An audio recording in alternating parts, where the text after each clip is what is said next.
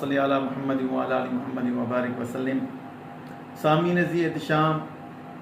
حسنین کریمین رضی اللہ تعالی عنہما کے ساتھ محبت اور عشق اور مودت کس انداز میں ہونی چاہیے، اس پر ایک واقعہ ذہن نشین فرما لیں کہ ایک دن دونوں شہزادے حضرت امام حسن مجتبی اور حضرت امام حسین شہید کربلا رضی اللہ تعالی عنہما نے تختیاں لکھیں خط کے اعتبار سے، اور دونوں شخصیات نانا حضور کی بارگاہ میں حاضر ہوتے ہیں اور عرض کرتے ہیں، نانا جان ہم دونوں نے تختیاں لکھی ہیں، اب آپ بتائیں کہ ہم میں سے کس کا خط اچھا ہے۔ تو حضور علیہ الصلوۃ والسلام نے تختیوں پر بھی نگاہ دوڑائی اور پھر دونوں شہزادوں پر بھی نگاہ دوڑائی، اور حضور نے خیال فرمایا کہ اگر ان میں سے میں کسی ایک کے حوالے سے فیصلہ کرتا ہوں تو دوسرا کا دل رنجیدہ ہوگا، تو آپ نے فرمایا کہ تم دونوں چلے جاؤ اپنے بابا کے پاس، حضرت مولا علی کے پاس۔ دونوں شہزادے حضرت مولا علی کے پاس پہنچے، عرض کرتے ہیں، بابا جان ہم نانا حضور کے پاس گئے تھے کہ آپ فیصلہ فرمائیں خط کس کا اچھا ہے، لیکن انہوں نے آپ کے پاس بھیجا، اب آپ فیصلہ فرمائیں کہ ان تختیوں کو دیکھ کر کہ کس کا خط اچھا ہے۔ تو حضرت مولا علی کو بھی بات سمجھ آ گئی کہ کسی کا دل رنجیدہ نہ ہو دونوں شہزادوں میں سے، تو انہوں نے جناب میرے پاس بھیجا ہے، تو آپ نے بھی وہی کیا کہ میں کس کے حوالے سے فیصلہ کروں کہ کس کا خط اچھا ہے، کسی ایک کے حوالے سے فیصلہ کروں تو دوسرے کا دل رنجیدہ ہوگا۔ تو حضرت مولا علی نے فرمایا کہ میرے شہزادوں اپنی ماں مخدومہ کائنات حضرت بی بی فاطمہ کے پاس چلے جاؤ۔ جب مخدومہ کائنات کے پاس حاضر ہوتے ہیں، یہی واقعہ بیان کرتے ہیں، حضرت مخدومہ کائنات کے پاس اس وقت 7 موتی تھے۔ آپ نے فرمایا کہ میں ان موتیوں کو پھینکتی ہوں،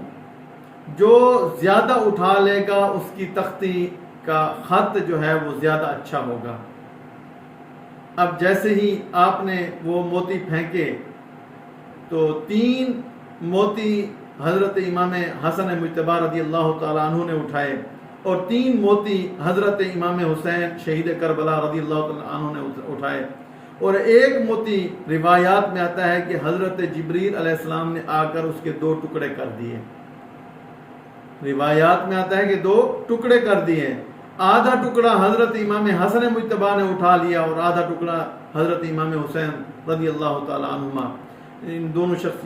شخصیتوں نے آدھا آدھا ٹکڑا اٹھا لیا۔ تو یہاں پر اب جو غور طلب امر ہے، دیکھیں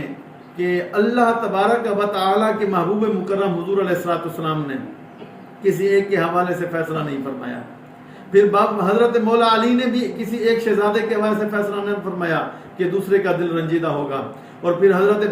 بی بی فاطمہ الزہرا نے جناب موتیوں کے حوالے سے جو فیصلہ فرمایا اور وہ معاملہ اللہ پر چھوڑ دیا۔ تو اب دیکھیں کہ اللہ تبارک و تعالیٰ کو بھی یہ بات ناپسند ہے کہ دونوں میں سے ایک راضی ہو اور دوسرے کا دل رنجیدہ ہو۔ تو سامعین ذی احتشام، یہاں پر ہمیں جو سبق ملتا ہے کہ ہم حضور علیہ الصلوۃ والسلام کی آل، حضور کے شہزادوں کے ساتھ اس انداز میں محبت رکھیں کہ حضور کی آل کی غلامی بھی برقرار رہے اور اللہ کا رسول بھی ہم سے محبت فرمائے، کیونکہ حضور علیہ الصلوۃ والسلام نے فرمایا، لوگوں کہ من مات علی حب آل محمد مات مومنا، کہ اگر کوئی شخص میری آل کی محبت کے اندر فوت ہو گیا تو وہ مومن ہو کر مرا۔ اور فرمایا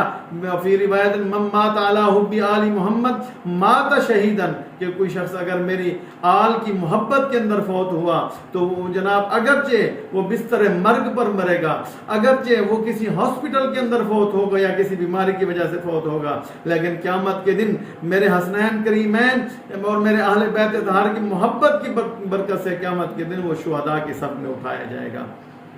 اور سامعین ذی احتشام، اسی طرح ایک اور واقعہ بھی میں نقل کرتا چلوں کہ ایک مرتبہ ایک شخص کہ اس نے ہرن کے بچے کا شکار کیا، حضور کی بارگاہ کے اندر وہ ہرن کا بچہ لے کر آیا، حضور کی بارگاہ میں اس نے تحفہ پیش کیا، تو اس وقت حضرت امام حسن مجتبی رضی اللہ تعالیٰ عنہ حضور کی بارگاہ کے اندر موجود تھے۔ حضور علیہ الصلوۃ والسلام نے جناب وہی ہرن کا بچہ حضرت امام حسن مجتبی کو دے دیا۔ اب حضرت امام حسن مجتبی اس ہرن کے بچے کے ساتھ کھیلتے ہوئے گھر تشریف لے گئے۔ تو جیسے ہی گھر پہنچتے ہیں، اب چھوٹے بھائی حضرت امام حسین شہید کربلا رضی اللہ تعالیٰ عنہ، آپ نے جب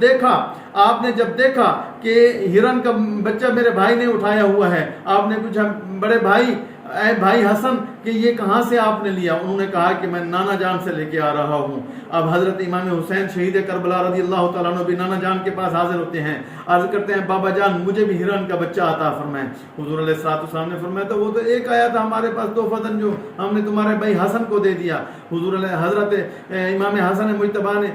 کو دے دیا۔ تو حضرت امام حسین شہید کربلا نے عرض کی نانا جان میں نے بھی ہرن کا بچہ لینا ہے۔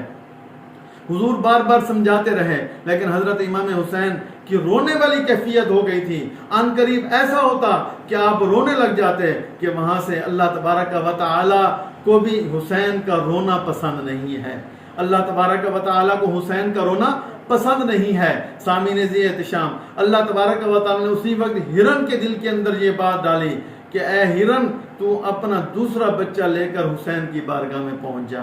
ابھی حضرت